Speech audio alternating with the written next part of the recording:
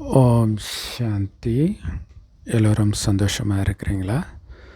So நம்ம திருக்குரான் ஆரம்பத்திலிருந்து ஒன்று விடாமல்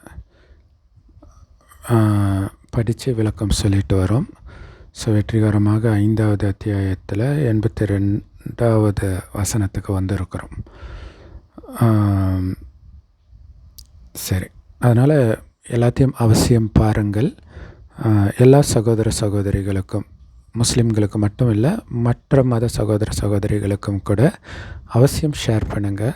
ஏன்னா எல்லா மதத்தினருக்கும் புரிகிற மாதிரி எல்லா மதத்தின் எடுத்துக்காட்டோடு தான் நாம் எல்லாமே புரிய வைக்கிறோம். குரானாக இருந்தாலும் சரி, பைபிளாக இருந்தாலும் சரி, ராமாயண மகாபாரதமாக இருந்தாலும் சரி. அதனால் கண்டிப்பாக எல்லோரும் புரிஞ்சுக்குவாங்க.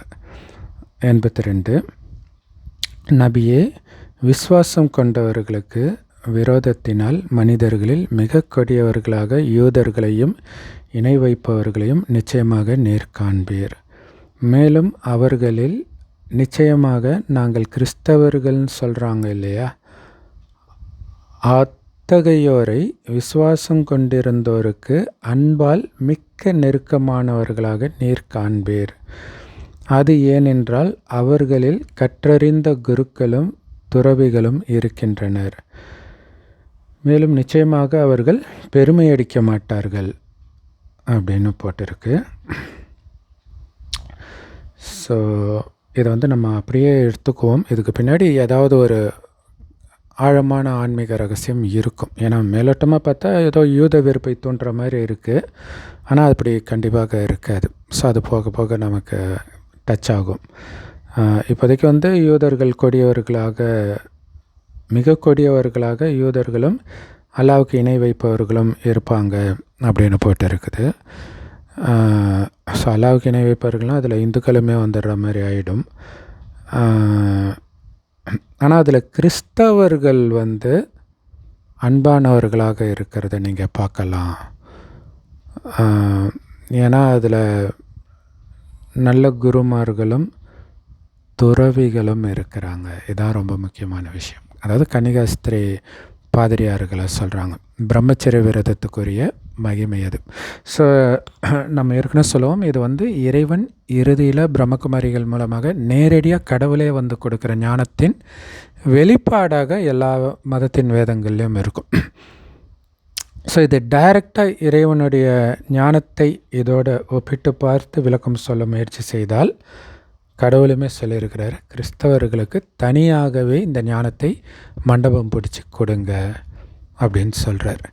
ஏன்னா கிறிஸ்தவர்களுக்கும் கிருஷ்ணருக்கும் நெருங்கிய தொடர்பு இருக்குது அப்படின்வார். அதாவது ஒட்டுமொத்த உலகமுமே கிமு கிபின்றாங்க இல்லையா, கிறிஸ்துவுக்கு முன் கிறிஸ்துவுக்கு பின். கிறிஸ்துவுக்கு பின் என்ன நடக்குதுன்னு நமக்கு வரலாறு இருக்குது. கிறிஸ்துவுக்கு முன் என்ன நடந்ததுன்னு யாருக்கும் தெரியாது. கிறிஸ்துவுக்கு முன் இதே உலகம் சொர்க்கமாக இருந்தது. அப்போ உலகமாக இருந்ததே பாரதம் தான். அங்கே ஆட்சி செய்தவர் தான் கிருஷ்ணர். அதாவது முதல்ல ஆட்சி செஞ்சது கிருஷ்ணர். அதுக்கப்புறம் நிறைய பேர் வருவாங்க. எல்லோரும் நாராயணன் 1, நாராயணன் 2 அப்படி வரும் ஒரு வம்சமாக. ஸோ அது சொர்க்கமாக இருக்கும். இதில் சுவனபதின்னு சொல்கிறது இதே பாரத பூமி தான். அது நம்ம அதை பார்க்க தெரியும். ஸோ அதனால் முதல் 2500 வருடம் கிருஷ்ணரின் ராஜ்யம், அடுத்த 2500 வருடம் கிறிஸ்துவின் ராஜ்யம், அதாவது கிறிஸ்தவர்களுடைய ராஜ்யம். மறுபடியும் அது கிருஷ்ணருடைய ராஜ்யமாக மாறும். ஸோ அதுவும் ஒரு காரணம், கிறிஸ்தவர்களுக்கு இந்த ஞானத்தை கொடுங்க அப்படின்னு கடவுள் சொல்வார். அது மட்டும் இல்லாமல் அரசியல் தலைவர்களை விட்டுட்டு ஜென்ரலாக கிறிஸ்டின்ஸ்னு பார்த்திங்கன்னா நல்லவங்களாக தான் இருப்பாங்க இல்லையா. நிறையா இந்த உலக யுத்தத்தின் பொழுதெல்லாம் உலக யுத்தம், அப்புறம் நடுவில் பயங்கரமான பஞ்சம் வந்ததாம் பாரதத்தில். அப்போ அவங்க தான் ஹெலிகாப்டரில் பால் பவுடர்லாம் போடுவாங்களாம். ஸோ அந்த மாதிரி கருணை கொண்டவர்களாகவும் இருப்பாங்க. ஸோ அதனால் அவங்க தற்பெருமை பேசிக்க மாட்டாங்க அப்படின்னு குரான் சொல்கிறது. அந்த மாதிரி நல்ல கிறிஸ்தவர்களுக்கு கண்டிப்பாக பொருந்தும். ஜென்ரலாகவே கிறிஸ்தவர்கள்கிட்ட அதை பார்க்க முடியும், முஸ்லீம்கள்கிட்டையும் பார்க்க முடியும். சரி, 83 இன்னும் அவர்கள் நம் தூதர் மீது இறக்கப்பட்டதை காது கொடுத்து கேட்டாங்கன்னா இந்த உண்மையை தெரிஞ்சுக்கிட்ட உடனே அவங்க கண்ணில் கண்ணீர் நிரம்பி வடிகிறத நீங்கள் பார்ப்பீங்க. எங்கள் இரட்சகனே, நாங்கள் இதை விசுவாசிக்கிறோம், இதுதான் உண்மை அப்படின்னு சாட்சி சொல்கிறவங்க லிஸ்ட்டில் எங்களையும் சேர்த்துக்கோங்க அப்படின்னு சொல்லுவாங்க அப்படின்னு குரானில் சொல்லப்பட்டிருக்கு. ஸோ இது பிரம்மகுமாரிகள் மூலமாக இறைவன் கொடுக்குற ஞானத்தில் இறைவன் சொல்கிறது என்னென்னா, இந்த ஞானத்தை எல்லோருக்கும் கொடுக்கணும். ஏன்னா இது வந்து சொர்க்கத்துக்கு அழைச்சிட்டு போகிற ஞானம். மற்றதெல்லாம் மதங்களை உருவாக்குற ஞானம். இது மதங்களற்ற உலகத்துக்கு அழைச்சிட்டு போகிற ஞானம். அது கடைசி 100 வருடம் தான் இறைவன் வந்து சொல்கிறார். அவரை தான் அல்லான்னு முஸ்லீம்களும் பரமபிதான கிறிஸ்தவர்களும் சிவபெருமான் இந்துக்களும் சொல்கிறோம். ஸோ அதனால தான் சிவனுக்கு மட்டும் லிங்க ரூபம், அதாவது ஒளி ரூபம்னு அர்த்தம். மற்ற எல்லாருக்கும் மனித உடல் தான் இருக்கும். ஸோ கடவுள் மனிதனாக பிறப்பதில்லை அப்படிங்கிறது நிரூபணமாகுது. ஸோ அப்போ கடவுள் கொடுக்குற இந்த ஞானத்தை கேட்கும் பொழுது யார் கேட்பாங்க அப்படின்னா, சொர்க்கத்தில் யார் தேவதையாக இருந்தாங்களோ அவங்க மறுஜன்மம் எடுத்து நரகத்தில் வரும்போது எல்லா மதத்துலேயும் இருப்பாங்க. அவங்க இதை கேட்டோடனே இதுதான் சத்தியம் அப்படின்னு புரிஞ்சுக்குவாங்க. என்ன ஞானம் சாரம் அப்படின்னா, சொர்க்கத்தில் ஆத்மான்ற உணர்வில் இருப்பாங்க, உடல்ன்ற உணர்வில் இருக்க மாட்டாங்க. அழகாக இருப்பாங்க, ஆனாலும் இந்த உடலை இயக்கக்கூடிய ஆத்மா நான்ற உணர்வில் இருப்பாங்க. ஒருவர் ஆத்மான்னு பார்ப்பாங்க. கொஞ்சம் கொஞ்சமாக ஆத்மான்றதை மறந்து உடம்புன்னு நினைக்கும்போது தான் காமம், கோபம், பற்று, பேராசை, அகங்காரத்துக்கு அடிமையாகிறாங்க. இதை தான் சாத்தான், மாயான்னு சொல்கிறோம். ஸோ இதனால் நிறைய பாவம் செய்கிறாங்க. அந்த பாவத்தின் பலனாக அழகு, ஆரோக்கியம், செல்வம் எல்லாத்தையும் படிப்படியாக இழக்கிறாங்க. நோய், யுத்தம், இயற்கை சீற்றம் எல்லாம் இப்போ பார்க்குறோம் இல்லையா? காரணம் மனிதர்கள்கிட்ட பாவம் அதிகமாகிடுச்சு. அந்த பாவத்துக்கு காரணம் உடம்புன்னு நினைக்கிறது. அப்போ அந்த பாவத்தை அழிக்கணும்னா நான் உடல்ன்ற உணர்வை அழிங்க, ஆத்மானு உணருங்க. அதுக்கான சக்தி இல்லை. அந்த சக்திக்கு தான் என்னை நினைங்கன்றார். இப்போ கடவுள் எப்படி இருக்காருன்னு எந்த மதத்துலேயும் சொல்லப்படலை. அவரே வந்து சொன்னால் தான் தெரியும். அவர் சொல்கிறாரு, ஆத்மா பூர்வ மத்தியில் நட்சத்திரம் மாதிரி ஜொலிக்குது, அதனால தான் பொட்டு வைக்கிறோம். அதுதான் கண் வழியாக பார்க்குது, வாய் வழியாக பேசுது, எல்லா வேலையும் பண்ணுது. அதே மாதிரி தான் நானும் ஒரு ஆத்மான்னு கடவுள் சொல்கிறார். அதனால தான் பரமாத்மான்றோம். கடவுளுக்கும் நமக்கும் வித்தியாசம், நம்ம பிறப்பு சக்கரத்தில் வரும். இறைவன் ஒருபோதும் தாயின் கர்ப்பத்தில் குழந்தையாக பிறப்பதில்லை. அதுதான் பெறுவதும் இல்லை, பெறப்படுவதும் இல்லைன்ட்டு குரான்லேயும் போட்டிருக்கும். அப்படின்னு இந்த ஞானத்தை சொல்லும் பொழுது யார் சொர்க்கத்தின் தேவதைகளாக இருந்தாங்களோ அவங்களுக்கு இதுதான் உண்மை அப்படின்ட்டு அப்படியே கண்ணில் தண்ணி வர ஆரம்பிச்சிடும். ஸோ அப்போ இந்த ஞானத்தை கொடுக்கும்போது, நேரடியாக கொடுக்கும்போது, இப்போ நம்ம வந்து மொபைலில் பேசுகிறோம், நீங்கள் மொபைலில் பார்ப்பீங்க. ஸோ உங்கள் முகத்தை நான் பார்க்கல, ஆனால் நேரடியாக ஒருத்தர்கிட்ட ஃப்ரெண்டுக்கிட்டேயோ இல்லை யார்கிட்டையோ கோயிலில் அந்த மாதிரி சொல்லும் பொழுது அப்படியே அவங்க கண்ணில் தண்ணி வரும் அப்படிங்கிறார். ஸோ அந்த விஷயம்தான் இங்கே வெளிப்பட்டு இருக்குது. சரி. ஸோ அப்படி அதுக்கு தான் கடவுள் சொல்கிறார், அவங்க கண்ணை பார்த்து நீங்கள் கண்டுபிடிச்சலாம் அவங்க நம்ம தர்மத்து ஆத்மாவா இல்லையான்ட்டு. இல்லாட்டினா அவங்க எங்கெங்கேயோ அப்படி பார்த்துட்டு இருப்பாங்க அப்படின்னு சொல்கிறார். 84.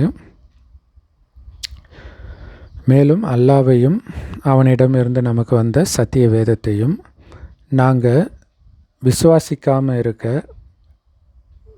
எங்களுக்கு என்ன இருக்குது? எங்கள் இரட்சகன் நற்கர்மங்கள் செய்த நல்லோருடன் எங்களையும் சேர்த்து வைக்கவே நாங்கள் ஆசை கொள்கிறோம் அப்படின்னு சொல்லுவாங்க. சரி, இப்போ கடவுள் என்ன சொல்லி கொடுக்குறாரு அப்படின்னா, கர்மத்தை தான் கற்றுக் கொடுக்குறாரு. நல்ல கர்மம், கெட்ட கர்மம். கலியுகத்தில் எல்லாருமே கெட்ட கர்மம் தான் பண்ணுறோம். உடல்ன்ற உணர்வில் நீங்கள் என்ன பண்ணாலும், ஒரு பொண்ணை பார்த்தீங்கன்னா இச்சையாக பார்க்க போகிறீங்க இல்லையா? ஸோ அதுவே விபச்சாரம் தான், இயேசு சொன்ன மாதிரி. ஸோ அப்போ ஆத்மாவை பார்க்கணும். ஆத்மான்ற உணர்வில் நீங்கள் எது பண்ணாலும் அது நல்ல கர்மம், உடல்ன்ற உணர்வில் நீங்கள் எது பண்ணாலும் கெட்ட கர்மம் தான்றார். ஸோ அப்படி நல்ல கர்மத்தை செய்கிறதன் பலன்தான் சொர்க்கம். அப்படி நல்ல கர்மம் செய்தவர்கள் எங்கே இருக்கிறாங்களோ அவங்கள எங்களையும் சேர்த்துடுங்க அப்படிங்கிறது தான் குரானுடைய இந்த வசனம், 84வது வசனம் சொல்லுது. பாருங்கள், நற்கர்மங்கள் செய்த நல்லவருடன் எங்களையும் சேர்த்து வைக்க நாங்கள் ஆசைப்படுகிறோம். அதுக்கு என்ன பண்ணணும்? நல்ல கர்மம் பண்ணணும். அதுக்கு என்ன பண்ணணும்?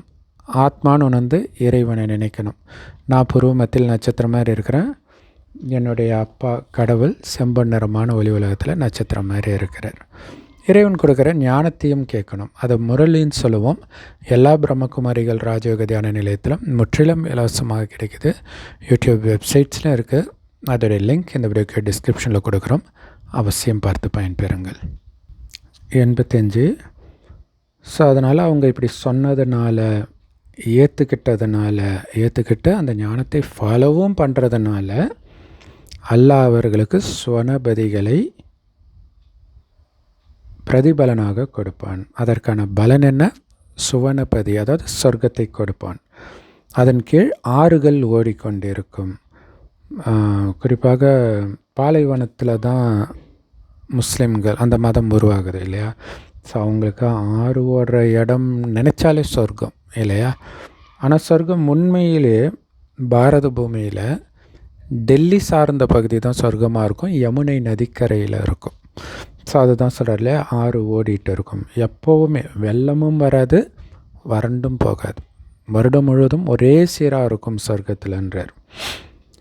ஸோ அதில் அவங்க நிரந்தரமாக இருப்பாங்கன்னா இன்றைக்கி பாருங்களேன், நம்ம ஒருத்தர் பிறந்ததுலேருந்து இறக்குற வரைக்கும் ஒரே இடத்துல இப்போ இருக்கிறது கிடையாது இல்லையா? வேலை நிமித்தமாக அல்லது பிரச்சனை காரணமாக ஒரு இடத்த விட்டு இன்னொரு இடம் மாறி நாடோடி மாதிரி போயிட்டு தான் இருக்கிறோம். சொர்க்கத்தில் அந்த மாதிரி நமக்கு பிரச்சனைகள் வராது. இதுதான் நன்மை செய்தவர்களுக்கான நற்கூலி. ஸோ இங்கே நன்மை, மிகப்பெரிய நன்மை அப்படிங்கிறது உடல்ன்றதை மறந்து ஆத்மான்னு உணர்ந்து இறைவனை நினைக்கிறத மற்றவர்களுக்கு சொல்லி கொடுக்கறதும் தான். ஸோ அது இறைவன் சொன்ன மாதிரி நடந்துக்கிறது ஆத்மா உணர்வில், யாருக்கும் துக்கம் கொடுக்காம. ஸோ அவங்களுக்கு சொர்க்கம். 86.